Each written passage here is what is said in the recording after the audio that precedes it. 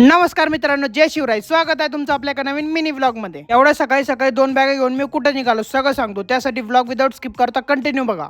तर मी जाणार आहे छत्रपती संभाजीनगरला, म्हणजेच माझ्या घरी. आणि माझ्याकडे 2 बॅग होता म्हणून मित्राला बोललो मला बस स्टँड पर्यंत सोड. आणि त्यात हे ऊन, हे सूर्य निसत तोंडावर चमकतोय, एवढी गरमी होत होती ना तर काय सांगा.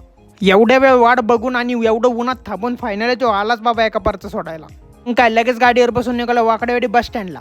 आणि त्यात नशिबात जास्त गर्दी नव्हती, नाही तर रोज एवढी गर्दी असते ना. वाकडेवाडी बस स्टॉपला पोहोचलो, लगेच तिकीटच्या लाईनीत उभं राहिलं. म्हणलं लवकर तिकीट काढू, मला लवकर छत्रपती संभाजीनगरला जायचंय.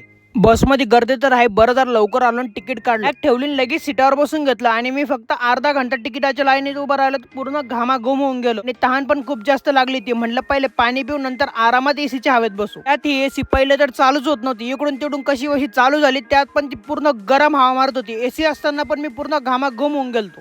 आता बस एका ठिकाणी नाश्त्याला थांबली, मग काय मी लगेच उतरून घेतलं, थोडं फ्रेश झालो. आता जाऊन नाश्ता करतो. माझ्या पाठीमागं हॉटेल आहे, जातो थोडासा नाश्ता करतो, डायरेक्ट नंतर मी झोपून पूर्ण प्रवास करतो. झोप तर काही लागत नव्हती, कारण छत्रपती संभाजीनगरला जाणार जो रस्ता आहे ना तो एवढा खराब झाला ना, थोडी डुलकी लागली की गाडी कुदत होती, त्यामुळे काही झोपच लागली नाही. मी निघलो तर सकाळी होतो, पण मला पोचूच तर संध्याकाळ झाली. ही ट्रॅफिक काही संपत नाही. फायनली मी पोहोचलो छत्रपती संभाजीनगरच्या बस स्टॉपला. तिथून बस नाही तर ऑटो पकडतो, लवकर घरी जातो.